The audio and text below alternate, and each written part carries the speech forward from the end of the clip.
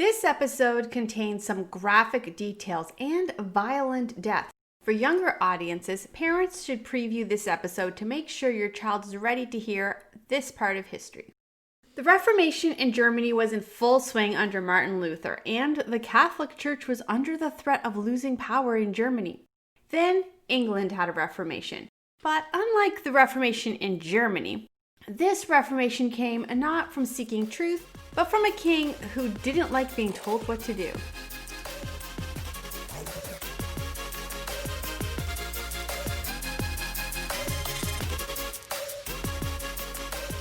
Henry VIII was King of England. He had a deep-seated hatred of Martin Luther, and because of that, he got along great with the Pope.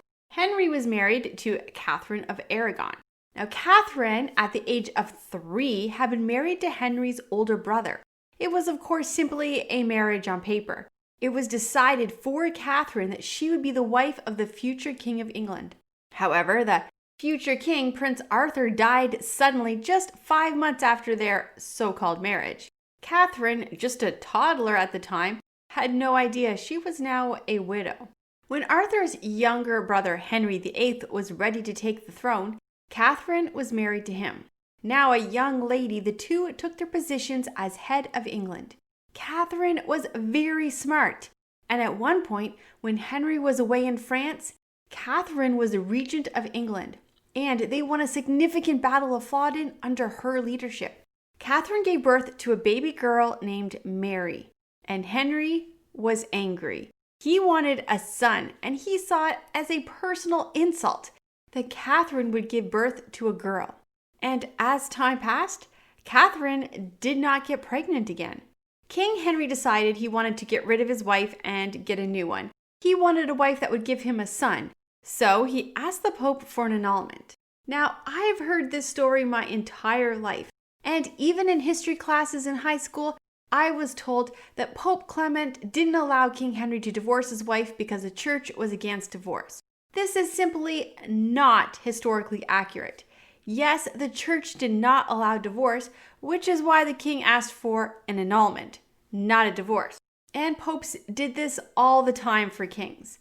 The problem was that Catherine came from a significant family, and she had been placed purposely on the throne. The Catholic Church was part of the planning in that. So the Pope saying no had nothing to do with not believing in divorce or taking marriage vows seriously, and it had everything to do with power and control. The church wanted power over the throne of England, and King Henry knew this as well. He didn't want the church ruling over his throne, and he was sick of asking the Pope's permission for everything. Was the Pope the King of England, or was Henry the King of England? King Henry visited his friend Thomas Cranmer, the Archbishop of Canterbury. Now, a little side note and a little review real quick. Remember all the way back to our episode on Gregory the Great?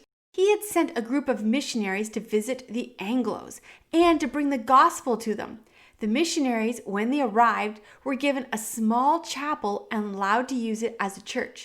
This small chapel was added to over the years and is the Church of Canterbury.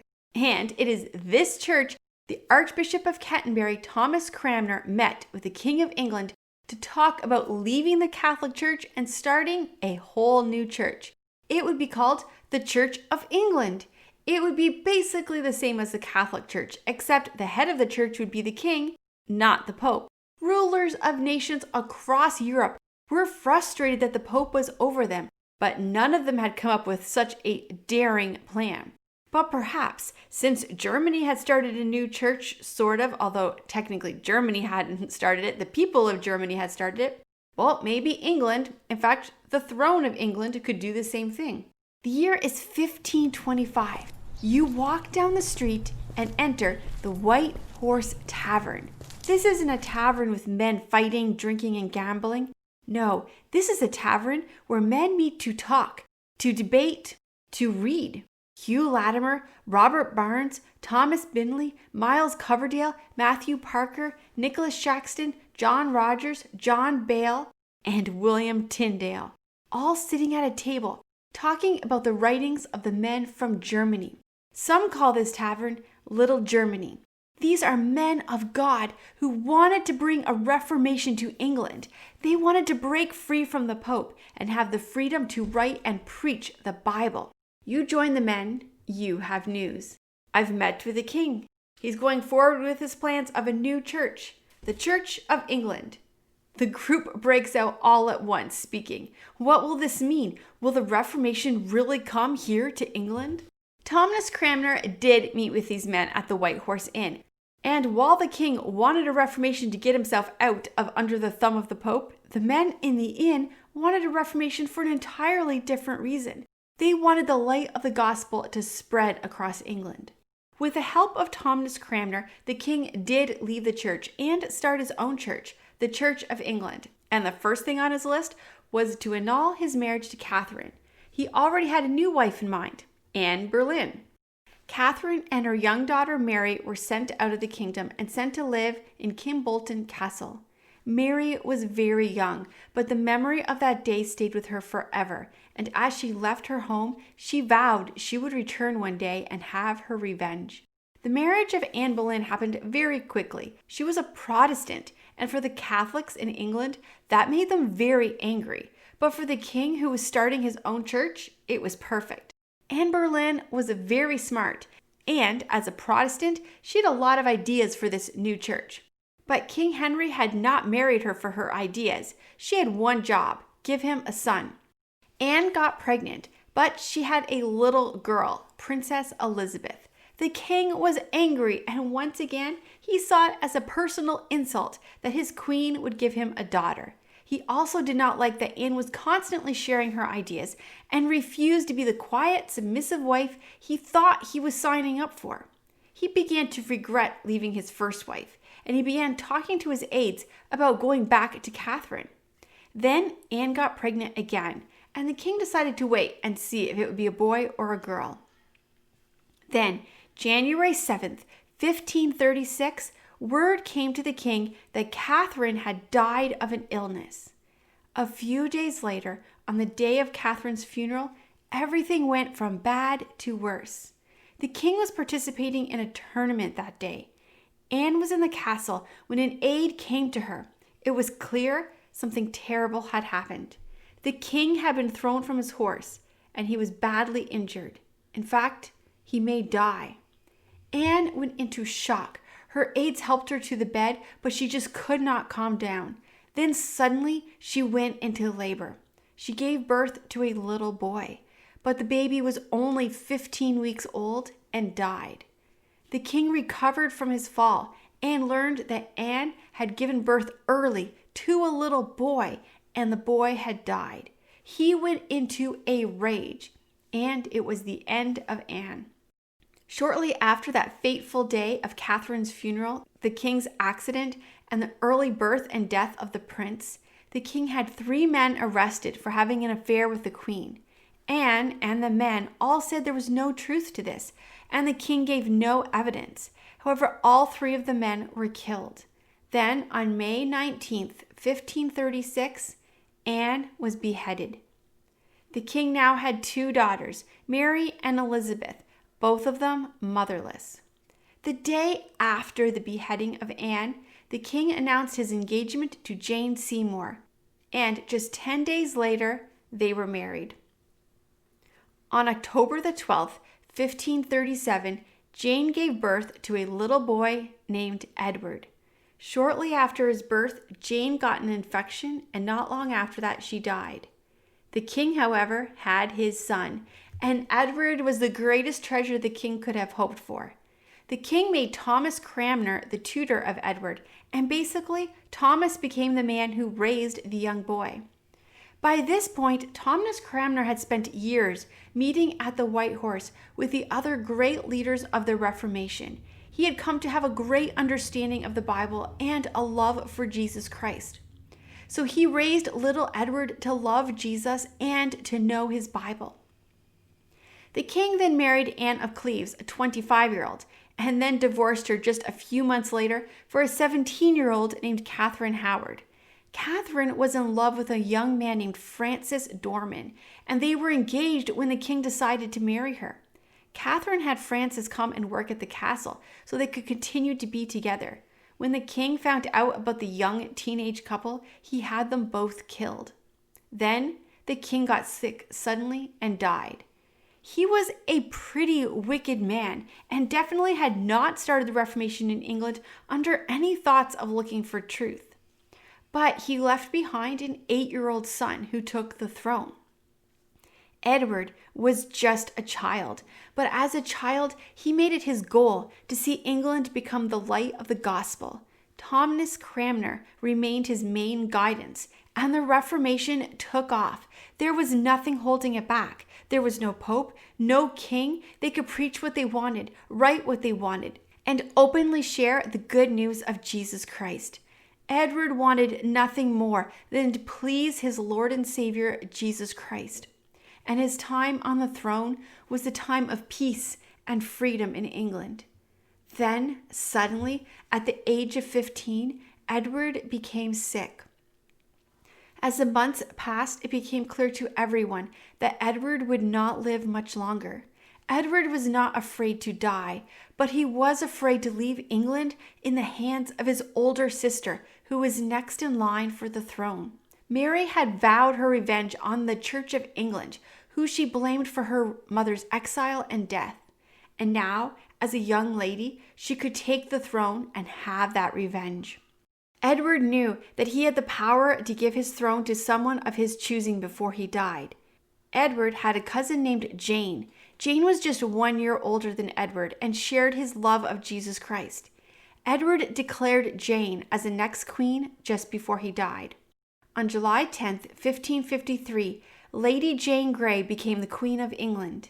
However, there were many people in England who were still loyal to the Catholic Church and didn't want the Church of England to succeed.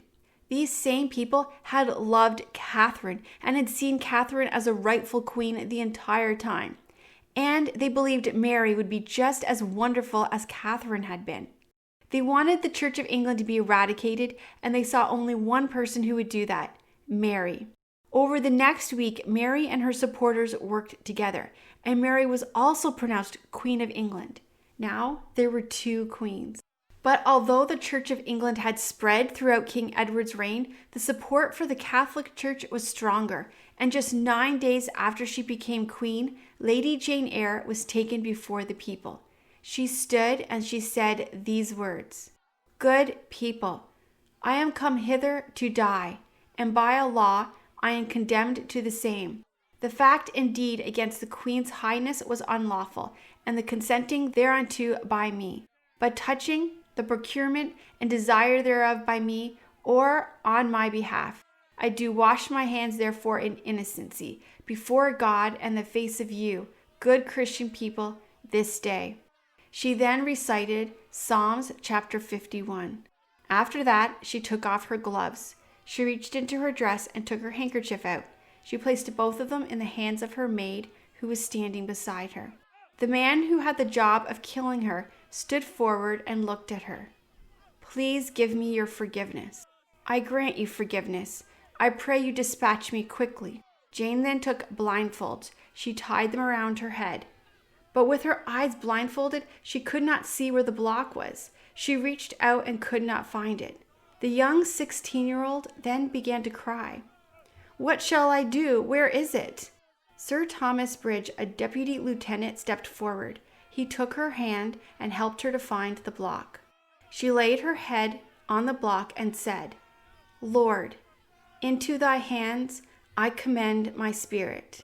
Lady Jane Grey became the first of the martyrs under Mary. History would remember Mary as Bloody Mary. Mary had one man she wanted to see dead, Thomas Cranmer. Thomas was the man who started the church with her father. He was the man who had annulled the marriage, and he was the one who had tutored her brother. He must die.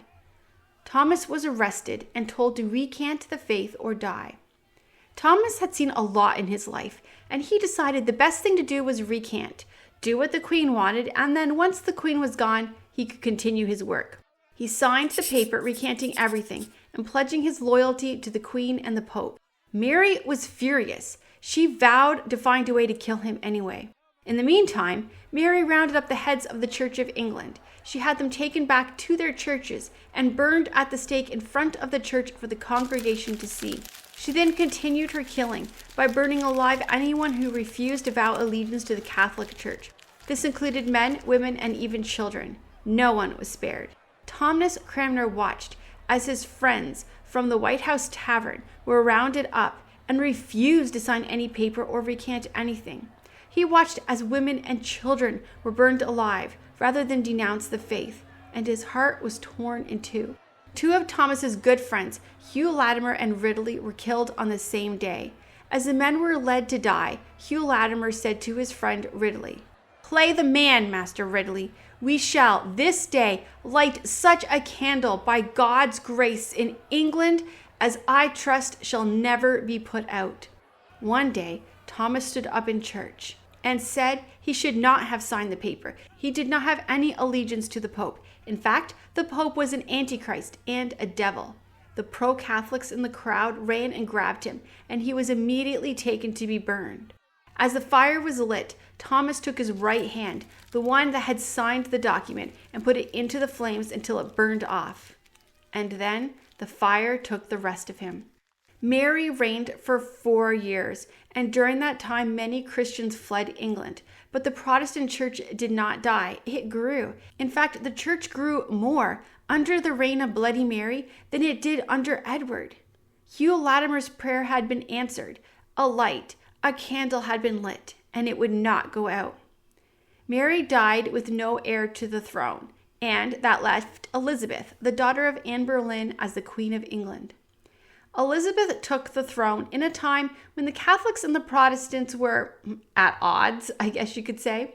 The Catholics had spent the last 4 years hunting down and killing the Protestants, and the Protestants, for obvious reasons, didn't trust anyone who was Catholic. Elizabeth was a Protestant and now the head of the Church of England. She reinstated the church, and she wanted the church to be different now than how it had been under Edward. The church would be very broad and mild in its theology. Catholics and Protestants would both be welcome, and nothing would be preached that would make either uncomfortable. The church would be a place of love and acceptance. All are welcome and all are equal. While this sounds good, it meant a watering down of theology. It's hard, I would even say impossible, to preach the Bible with accuracy without offending anyone. Today, the Church of England has a few different names: Anglican, Episcopal, and the Church of England. It's all the same church.